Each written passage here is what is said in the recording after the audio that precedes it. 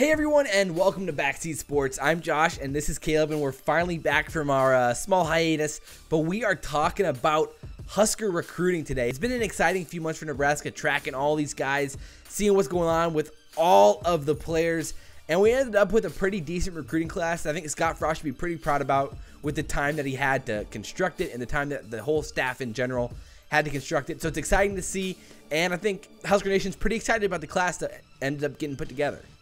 Yeah, for sure. We had 24 total in recruits. We were ranked 22nd in the nation by 24/7 Sports, or by ESPN, we were ranked 24th. So a top 25 class is something to be proud of, for sure, especially with only a few weeks. We had more bodies with 24 recruits than Mike Riley's staff did. Also this year had 5 JUCOs, 5 players from junior college, which was more than Mike Riley ever had, which was also 0 junior college recruits.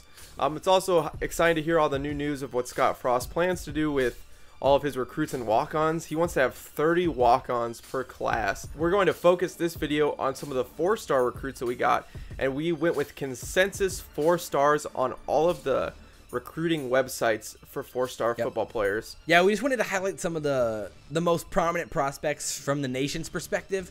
And if you guys want to see another video talking more in depth about some of the other guys in the class, just smash that like button, subscribe, and we're going to make that happen. We want to put out way more videos these next few weeks about Husker football, and we're also going to be diving into the NBA a little bit too, so stick around for that. But with that said, we're going to hop right into Caleb Tannor. If you guys didn't see, he had a hilarious signing day pick with how he picked Nebraska. He threw the Nebraska hat on the ground, then had another Nebraska hat and pulled it out. So, I mean, it was a good pick for Caleb Tannor there. He's a really powerful pass rusher, and he went to school in Georgia. He went to Miller Grove High School, which is one of the best football high schools in Georgia.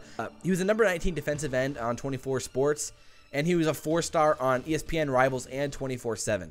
So he had offers from Alabama, FSU, Georgia, LSU, and Tennessee as well. So a lot of big schools, even in the SEC. So we took Caleb Tannor right out of the SEC country and into the corn, man. And what was really exciting is that, I mean, he's from Georgia, close to where the University of Georgia is. And Kirby Smart, Georgia's head coach, was personally offered Caleb Tannor a scholarship to snag him away from the nearly national champions. It's good to see for Nebraska, and it's exciting to see what Caleb Tannor can do this year. Some of his traits is he has an extremely powerful and quick first step, and he played all 3 sides of the ball in high school, which is really interesting. He played defensive end, wide receiver, and special teams, and he also played some tight end as well. So he was all around the ball in high school. He's very familiar with the football field on all aspects. He has extremely good lateral movement for his size. He's 6'3", 235 pounds, really athletic frame, and I think he has a lot to work with when it comes to his football skills, and I think the whole team should be extremely excited about what Caleb Tannor has to offer this season. And next, we'll go to a guy straight in the backyard of a lot of folks, Cameron Jurgens from Beatrice, Nebraska. He was a 4-star recruit, which is a pretty exciting thing for a Nebraska football player. Committed as a tight end, and he played a lot at the Class B high school of Beatrice. He kind of played all sides of the ball. It's really interesting when you watch these their highlight videos, how their coaches use a lot of these just really good athletes on all sides of the ball to get the wins.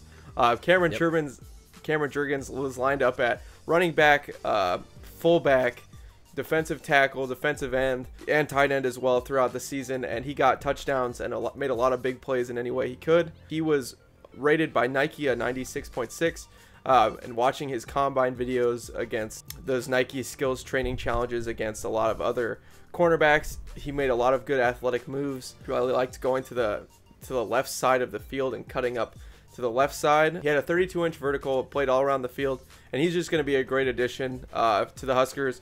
Somebody who's in the backyard, who knows what Husker football is all about, who cares about it. Just to be able to snag good recruits in Nebraska is a good and important thing. We lost a couple recruits to Wisconsin and some other stuff like that this year. So to see Cameron Jurgens sign with Nebraska is an exciting thing for sure. Yeah, absolutely.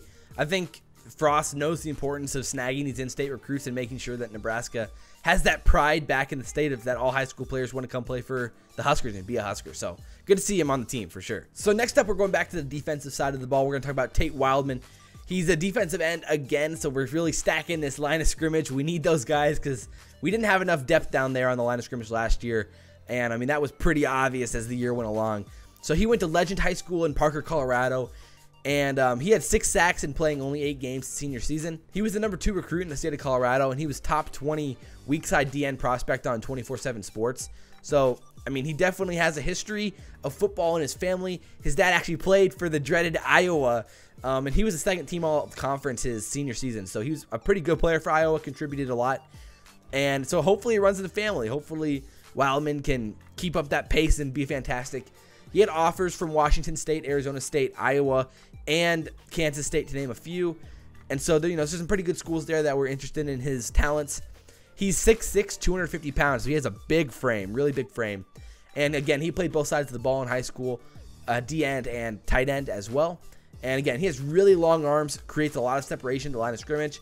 Obviously, that gap's going to close a little bit when you get to the collegiate level, Division I, playing against those big guys down low. But he has really good acceleration, even while separating. After shedding a block, he has extremely good acceleration to get to the ball carrier.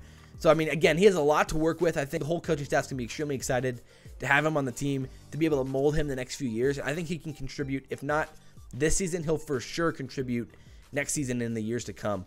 So, I think he's going to be an exciting asset for the team, and he really will contribute. So, next up, we're going to talk about Maurice Washington, a running back out of Texas Christian Academy. Now, just to mention, he is actually not consensus 4-star. He is on 24/7 Sports, but he is not on ESPN. But he gained a lot of heat and traction after his Under Armour All-American game, where he was the MVP with 3 touchdowns. This kid is extremely impressive. He played 2 sides of the ball, special teams and running back, of course. He's a dual threat back in the sense that he can run and he can catch. He had 1,253 yards from scrimmage this year and 15 rushing touchdowns, as well as 583 receiving yards and 9 touchdowns. So he can catch really well. He has great hands. They would split him out into an actual wide receiver set. He wouldn't just catch it from the backfield. He's pretty explosive, but he doesn't have the craziest breakaway speed, but he is super shifty and he has great cuts and great vision. Watching him on the football field, really knows what he's doing. He can take a hit, he can get extra yards after, and just another great asset for us to have. And I think he can see some action right away. Just super impressive. Catch, he can kick, return, he can do it all. Really impressive. A lot of people wanted him, and we're glad that he's in Nebraska.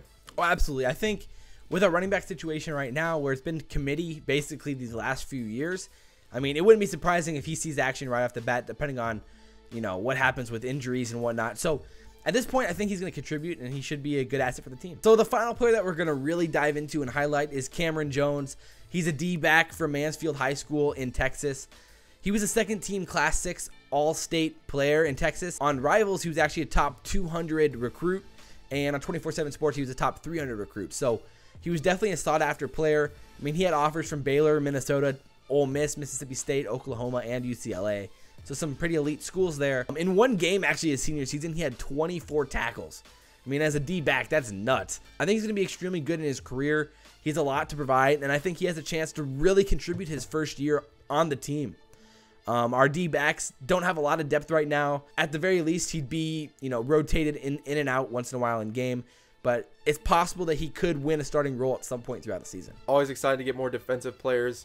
Obviously, these last 3 years have been an extreme struggle and pain to watch on the defensive side of the ball. So to bring strength and depth in that will be an exciting thing to see forward, because the black shirt defense is one of the best parts about watching Nebraska football, being able to collapse and shut down an offense. So hopefully this class, definitely with those few guys, brings us more towards that. The last all-consensus 4-star recruit was Adrian Martinez, but we're going to leave to talk about him a little bit later for another video as we talk about quarterback controversy. It is really up in the air at this point after Tanner Lee declared for the draft. And even if Tanner Lee would have stayed, I think there still would have been a lot of quarterback controversy with the offense that we're planning to run next year. So is it Patrick O'Brien? Is it Adrian Martinez? Is it Tristan Gebbia? It's really exciting and up in the air, and we're going to talk about that later. Especially as we get closer to the spring game. Hopefully we can see what they have to offer there, and then we can really make a good video. Alrighty, thank you guys so much for watching, and if you like this video, like, comment, favorite, and subscribe. We love to hear what you have to say. Who was our best recruit that we got this year? Are you pleased with the recruiting class that Scott Frost and company was able to bring in this year? We'd love to hear what you have to say. And also let us know if you guys want to see another recruiting video and let us know what players you guys want us to dive into and talk about, because there's still a lot of guys out there that are still really good players that can contribute in the next year or two, and we'd love to do a video about them. As always, I'm Caleb, that's Josh. This has been Backseat Sports, and we'll see you next video. See ya. And eventually ended up going to Central Florida in 2016 with Scott Frost. And his first year there, their offensive line wasn't fairly impressive. From 2015 to 2016, there was massive improvement in 2017, where according to Football Outsiders, UCF's offensive line in 2017 was